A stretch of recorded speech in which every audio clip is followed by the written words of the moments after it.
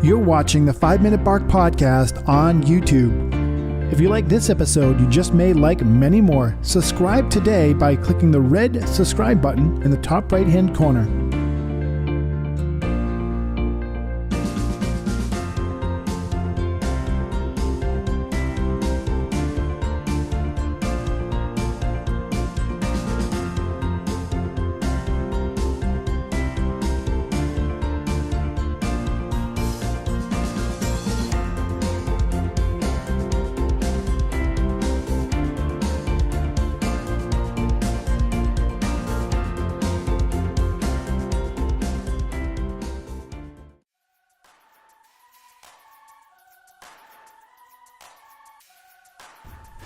All right, today we're live with Alex Charfen here today on the 5 Minute Bark Podcast, and we're so excited.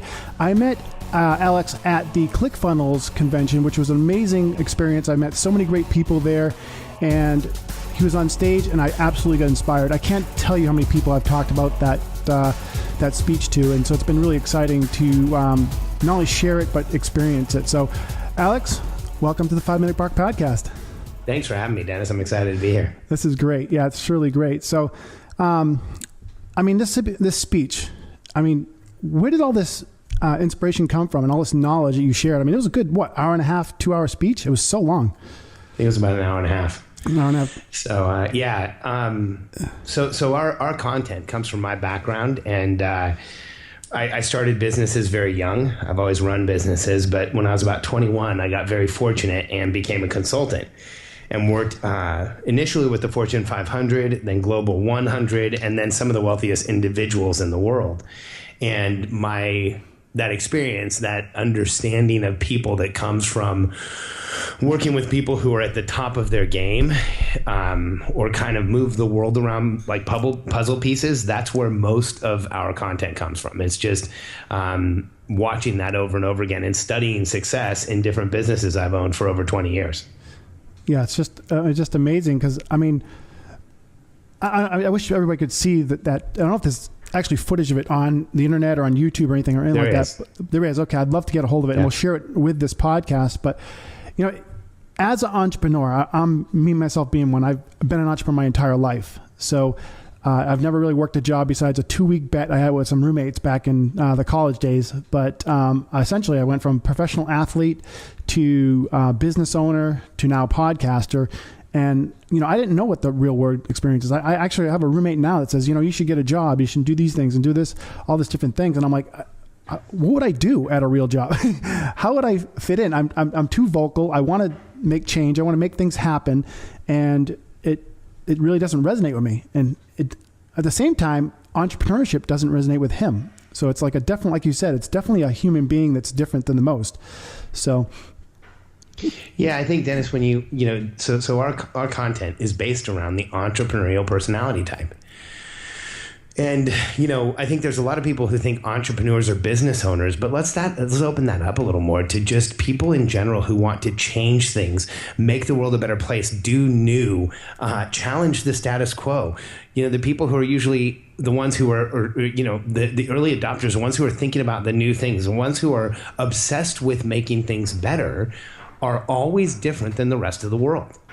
And throughout history, this personality type exists, but, we get confused. In history, we the people who want to change things, make things better, they're often the ones who appear the most broken. There's a reason why Thomas Edison was homeschooled. He was kicked out of school for being slow.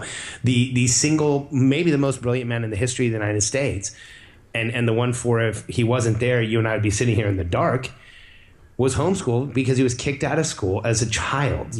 Albert Einstein failed algebra twice, just like I did. He took it twice, just like I did.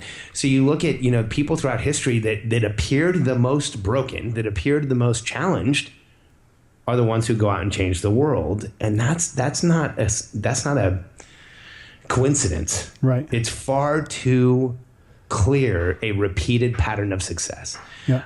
Dennis, you had mentioned earlier if that presentation that I did at ClickFunnels was available.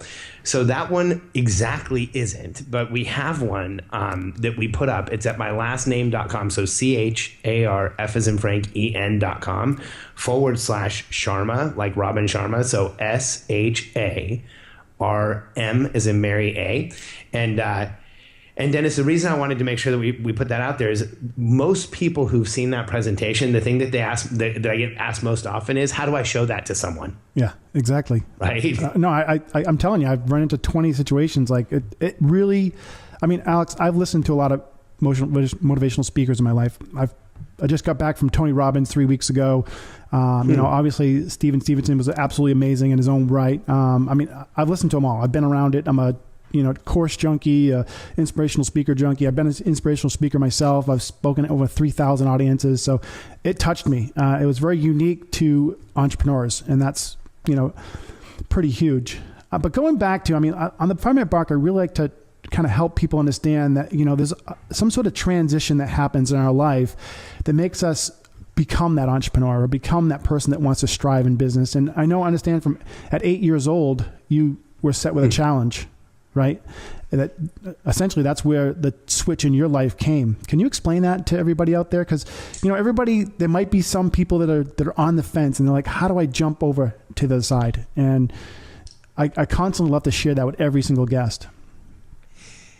Yeah, Dennis, I think that, here's what I want everyone who's listening to think about. If you're thinking, am I an entrepreneur? Am I one of them? Am I someone who should go do something different? Do I have the capability? Can I do this? My answer is you should think about these 3 qualifications. So when I was 8 years old, I was really young. Even before that, I knew I was different. I knew I was fundamentally different than those around me. And if you've ever felt that way, I think that's part of the qualification of being an entrepreneur. We call it one of the 3 awakenings. You knew you were different. When you found innate motivation, that motivation that turns on that you can't turn off. And then when you heard the call of contribution. And Dennis, I think that's why you're doing this podcast. It's that, here's how the 3 of them work. The first one is, you're different. You have this awakening or this awareness that you're not like everyone else. Dennis, do you remember how old you were? When I transitioned into entrepreneur, 4 years old. No, when you started thinking that you were different.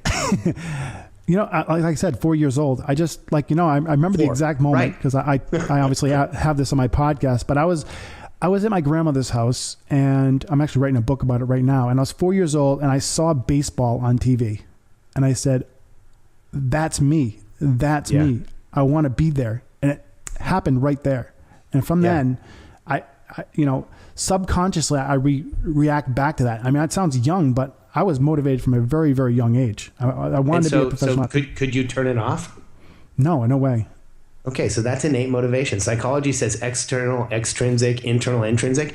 We have innate motivation. It turns on. You can't turn it off. Oh. And then the 3rd awakening of the entrepreneurial personality type is the call of contribution. And it's this whisper that starts with, hey, Dennis, there's something more important here. There's something more for you to do. There's something that you should be doing. And then it starts growing into like a drone and then a scream that says, hey, go do more. We call that the call of contribution. When do you remember first hearing that? First hearing that.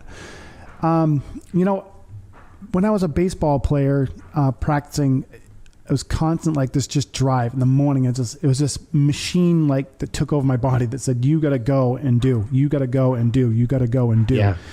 I ended up not being a professional baseball player. I ended up being actually an extreme sports bike rider. Actually, I went out to Austin and competed there a few times. But it was, it's just this drive. You wake up in the morning and like you feel, like I can feel it now, the blood is going through your body that you just want to do more. You want to contribute in your own specific way, right? Yeah. Well, I always say you can't judge contribution. Right. One of the big challenges with the entrepreneurial personality type is that our contribution is subjective to us. It's what we contribute, and sometimes the world doesn't understand it. And we often judge other people's contribution. And so, but here's what I want everyone to know. When I talk about the call of contribution, I'm a business person. I'm a self-made millionaire. I've made other people billions, and I'm also a capitalist. When people say, what religion are you or what political party are you? I answer capitalist to both, and I'm not kidding around. But for me, contribution is a shortcut because in the capitalist system, capital flows to contribution. If you want to see where money is going, or if you look at where money is going, you will find that it's going to contribution. Now, when governments get involved, it's going to the dumb crap. But that's when capital flows to Halliburton. But when in a system of capitalism, here's what happens. I'm allowed to take my capital and exchange it with you for your contribution. To me, capital it always flows to contribution. So taking the shortcut and admitting that's what we're trying to do, that just gets us there faster. Mm-hmm.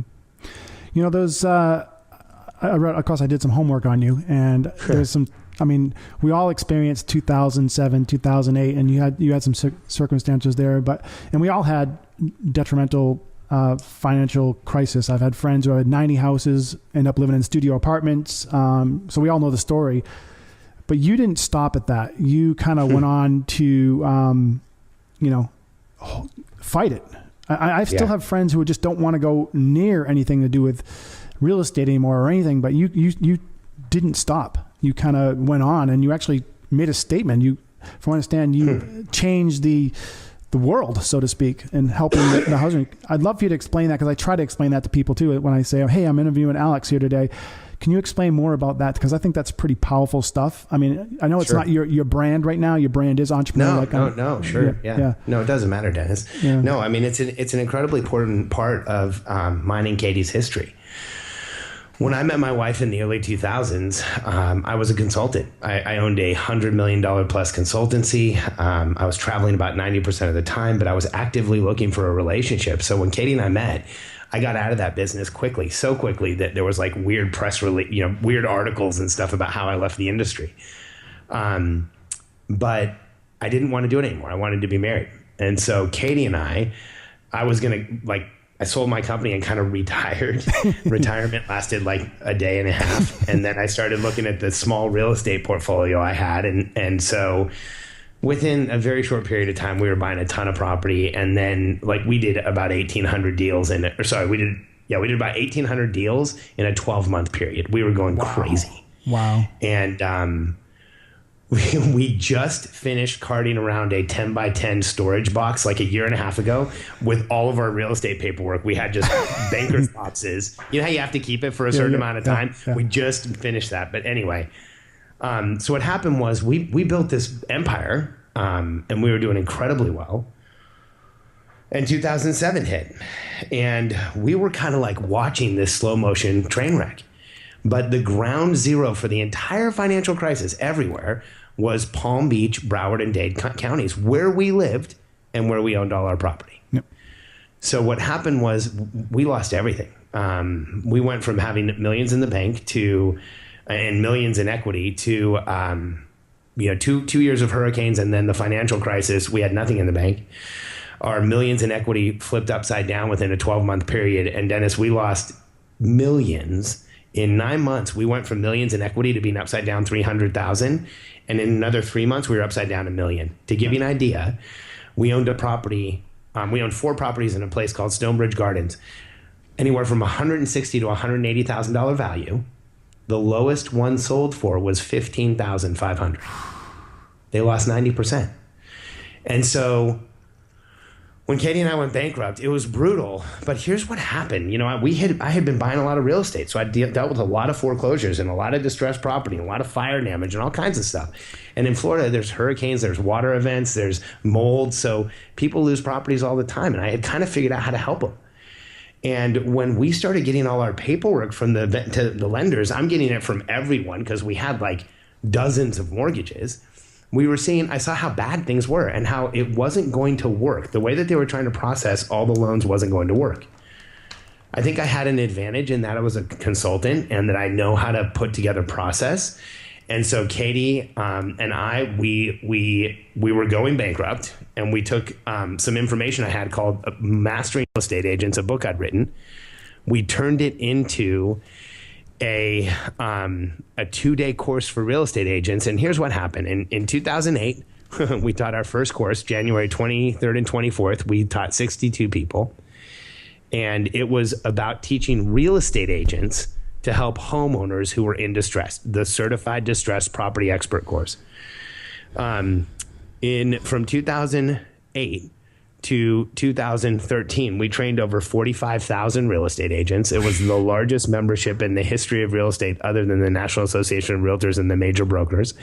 We did about $70 million in business coming out of bankruptcy. We were the number 21 fastest growing company in the country on the Inc. 500 list in the first year of eligibility outside of bankruptcy. And we won best places to work every year. We had, I mean, there was definitely challenges. It wasn't all perfect, but of course we had this incredible, and Katie and I went from bankruptcy to liquid millionaires within 1 year of discharge. Now, what I want everyone to understand about that, though, is that, you know, I had been a consultant for a long time, and I had worked with the most successful people in the world, and I had created tens of millions of dollars and really, when you look at sales volume, billions of dollars in sales volume through my consultancy every year. And so doing it for ourselves, when we had to do the CDPE, you know, we set up some guardrails. Like, we wanted to make a difference and we wanted to do it right. But we were going to use like our content and see if we could scale a business like I had taught other people. And like, was it real? We did it with real estate. Was it a fluke? Because we were bankrupt. It could have been a fluke. And so we did it again.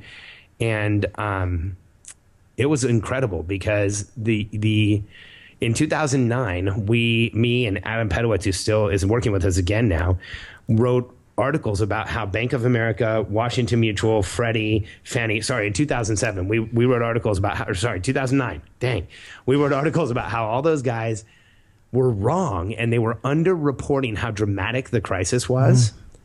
And they told us we were crazy. And we actually, there was articles written counter to us saying, oh, they don't know what they're talking about. They're quoting the wrong information. And we were like this tiny little company. We shouldn't even been listened to, but we were making sense. Yeah. 1 year later, every one of those companies was either taking advice or one of our clients, or they were like flying into Austin to do their broadcast to the market through our studio. We went from those guys don't know what they're talking about to having strategic meetings with every one of them. And we worked with the Treasury, with Bank of America, Wells Fargo, Chase, Citibank, Fannie. We never worked with Freddie, but we worked with the housing or the home, whatever, the new housing deal, and the Federal Consumer Protection Finance Bureau. And in 2013, the Treasury, Lori Maggiano, one of the directors at the Treasury, said that we pulled forward the foreclosure crisis recovery by at least 5 years. Isn't that amazing, everybody? I mean, we all went through that, and it was devastating to so many of us. And, you know, Alex, I watched it, Dennis. I watched it, man. I sat down with so many people that were losing their house. When Katie and I started going through it ourselves, the CDP, I make it sound like this great business success, but Dennis, here was our slogan from day one: solving the foreclosure crisis one homeowner at a time. Yep. We knew a realtor right before we finished the course.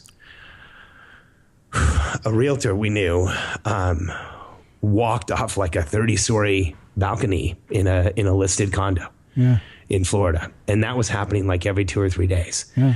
And so we wrote that product because I had been on the suicide calls from people who were losing property, and we wanted them to know there was hope.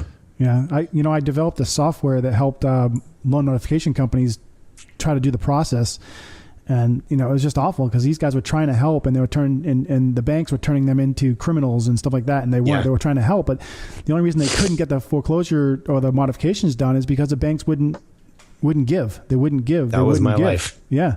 They wouldn't give. And, so I tried to give my part by helping them create a software that could do that. But yeah, I mean, people are even trying to sue me, and I was a software company, they were so distressed. They were so stressed. And like I said, I had a friend who had 90 properties, $4 million in the bank, and ended up in a studio apartment with 4 kids. We watch that all the time. Yep. During that same crisis time frame was also Bernie Madoff. So Bernie, so the area we lived in, Boca Raton, Wellington, Palm Beach County, we had a lot of very wealthy friends and a lot of wealthy clients, and that double whammy of Bernie Madoff and then the real estate market falling apart. I was on 4 calls where a spouse took the phone and handed it to the spouse who was going to commit suicide within about a month. Wow. Yeah. That's crazy. Yeah. And it happened over and over again. It was terrifying, Dennis. We built that course because we felt like we were digging our way out of a hole. Yeah. And I've been to Florida. I go there every year to golf and Naples, and I saw beautiful condos and houses going for peanuts. Yeah. Nothing. Yeah. People were buying them on credit cards. Yeah. It was crazy. Which leads me to the next thing. And obviously you started this with your wife, and a lot of people out there, they always say behind every good man is a good woman, right? And to even be able to do business with them and partner with them is even more of a powerful thing if it's done correctly. Is there any advice you would give in that regards? That's a kind of a great one, right? Yeah, I mean, I think that's such a historic view of men and women. I think that the fact is that every entrepreneurial personality type like you and I needs their first follower. Right. And my first follower, the person who believes in me more than anybody in the world, is my wife. Right. And I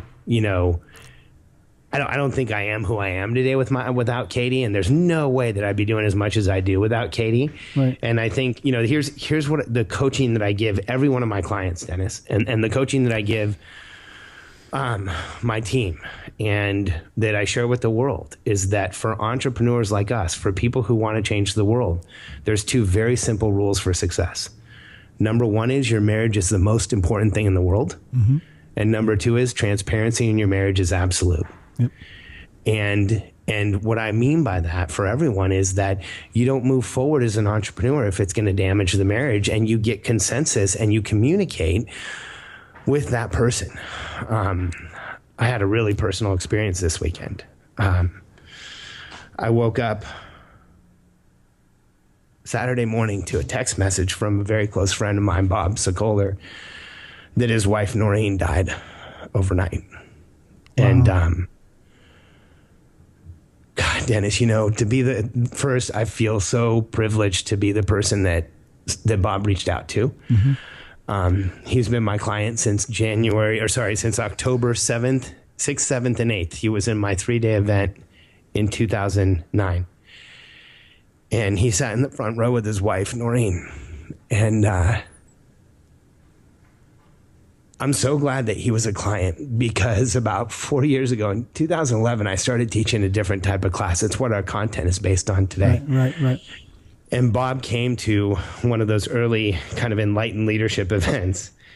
And I got to a place where I've been able to work with him really closely in the past couple of years. And I talked to Noreen in the last 2 weeks. And it was one of those days where I was really busy and I almost canceled the call, and I hadn't talked to her in a couple of years. So I took the call, and I knew she'd been sick, and I talked to her, and she shared with me how much things have changed and how Bob's doing so much better and how he's calmer and how he and his son, like the relationship between he and his son, how dramatically different things have been. And she was happy and she was really hopeful, Dennis. And I think that that's critical to remember. And this weekend, when I talked to Bob, he said, it doesn't matter how often you share that marriage is most important and that transparency is absolute, you're not saying it enough. And he also shared, hey, when you first started saying it, I thought it was too much. Yeah. So I think the secret is you need to treat your marriage like it's the most important thing in your life, because it is. And anyone who thinks that they can be successful at the expense of their marriage is building the biggest house of cards you can possibly construct. Mm-hmm. So for me, the advice is you sit down with your spouse, you talk to them, they know what's going on. And if they know what's going on and you've talked it through with them, that means you're making good decisions. Yep. Or at least they're a lot better than they would be if you're isolating. So I think we each choose our spouse because we need a person who's going to push back and reflect against us. And we have to allow for the space for that to happen. Absolutely. Well said. And thanks, Dennis.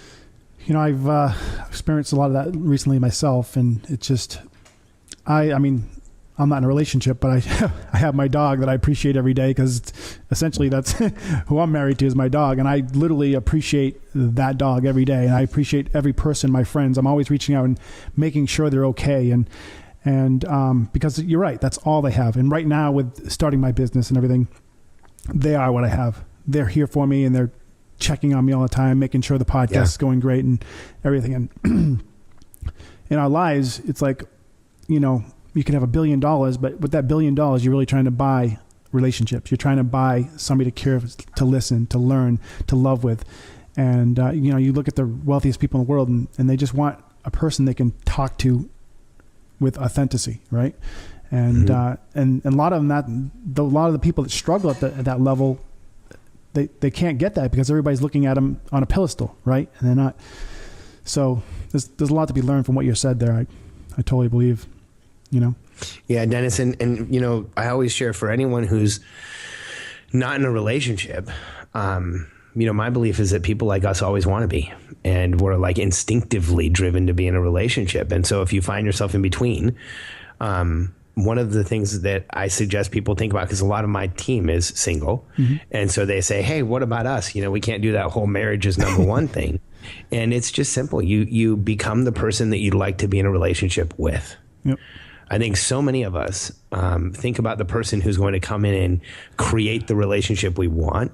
And if we become the person we want to be in a relationship with, then we will attract that person. And, that means, health and wealth and how they look at things, and, reflect that, and you will find it. I just created a course called Manufacturing Celebrity Status. I know it sounds kind of weird, but one of the biggest components in this course is creating authenticity, number one, and connection. All right. In order to generate great business, you're living proof of that. You have to have good connection with your clients and people around you. And it's not sitting there and talking to somebody with a cell phone in your hand. It's not wondering what the next email is or this. It's creating that connection like you and I are talking here now, where all we're doing is talking to each other. And it's just really one of those most important things that I have a roommate who's like, I want to meet somebody. I'm like, well, focus on that. Focus on the people, the women you meet, the men that you meet that are out there, and just give them the best attention. And they're going to have you in mind when they find the right woman. That woman's going to be in whether it's the woman you're finding in front of you, it's like this tree that grows, right? Connection is where it all starts, right? So whether it's in business or in relationships, it's all about connection. And we're one of my other last past guests said we're a bunch of walking zombies out there. It's Facebook, it's this, it's that, and nobody's paying attention to each other, besides through text or video or so on and so forth. So it's important for people to, in a one-to-one space, to create connections. What's interesting, Dennis, is we talk a lot these days, and I think this word authenticity has gotten so overused, it's hard to tell what it means. Yeah. Because, and in a lot of cases, authenticity is totally misused. Because I've been in situations where somebody says, allow me to be authentic, and then they act like an asshole. Yeah. And I think that, this push for authenticity has given people like a weird new guardrail that they can't really understand. And so I see it a little different. I think that, I teach a course on how to become a transformational leader. And in my life, not only have I helped, I believe I have become a transformational leader, and I think I have the team to show it. They are open for questions at any time of day. You can contact them through social media and figure out if that's true. And I think that, transformational leadership comes from one thing: being present. And that's what I was going to just say. Being in the moment. Showing up. In the moment. But not just showing up, being present. I've watched billionaires operate, and they operate at a level different than the rest of us. They operate at a level of presence where they don't tolerate distraction. In fact, so many of us are like, ooh, give me the free podcast, give me this information, give me this over here. I'll jump on another book, another webinar, another sales page. Billionaires do not tolerate interference of any kind. They only allow the right information into their lives. And so I think that, for all of us, it's something to think about is that, what are you attracting? What are you bringing towards you? What are you allowing into your life? Sometimes just blocking some of that allows you to move forward. Yeah. Because when you start attracting, you're going to attract a lot, right? And as more success comes, you're going to start attracting a lot of opportunity, a lot of things. But if, like you're saying, if you have that focus, you have to have that focus and stay. Well, and Dennis, to stay present, to stay in the moment, here's what this is what that takes. That means that I'm not anxious. That means that I'm not worried about what I'm doing next. That means that my day, I know what's going on in my day, and I have the right amount of support and the right amount of protection for my team to get it all done. That means that financially and otherwise in my life, that things are okay. And that allows me to be present. The challenge is that, I slip in and out of presence. I can get out of it just like anybody else can. And the challenge is you have to constantly be vigilant about lowering the pressure and lowering the noise in your life. And most entrepreneurs do the opposite. We invite it into our lives. I love that. You touched me on that because you're right. You have to be vigilant. Yes. Yeah. Vigilant. I find myself anxious quite a bit. So I'm always wanting to move forward and if I just relax, everything happens correctly and smoothly and the right way. But if I'm pushing it, right, it just gets a little shaky. Well, and Dennis, the challenge is that for so many of us, that pattern of put your shoulder down and push through it, or grin and bear it, or I'll get through this, or any of those things. Here's the thing that we learn over time is that, okay, that can create success, quote unquote success. Here's what I would propose. That grin and bear it, push through it, bear down, all of those things, what it really creates is an outcome. It creates something. But you have to get to the point in your life where you're not willing to grin and bear it anymore, where you're not willing to put your shoulder down and lean into it, where you're willing to get really passionate, really crazy about something, and then give your entire life to it. But it never feels like you're working hard. It feels like you're moving towards something. And, the transition of running from what we don't want in our lives, which is what most people do most of their lives. In fact, I think actualization is the transition of running from what we don't want to definitively running towards what we do. Yes, absolutely. Alex, this is awesome. I don't want to take up, we've already gone double the time we usually do, usually 20 minutes. I don't want to take up your day. I know you're a very extremely busy person. I totally want to say I appreciate you. I appreciate you coming on the podcast and the 5-minute mark. And I hope my listeners appreciate everything here today too. And we're going to get you all the information on what Alex is offering. I know he's got a lot going on. He's got some courses. He's got some seminars coming up, and he's got obviously some stuff that's online here. And wow, I just appreciate this. This is just really great. And you gave it 110%, and it's pretty obvious that, Always, brother. And if you ever want to do a part 2, I'm available. Okay. And if anybody wants to kind of see more on the entrepreneurial personality type, they can go to, again, my last name, Charfen.com /preview. Awesome. Yeah.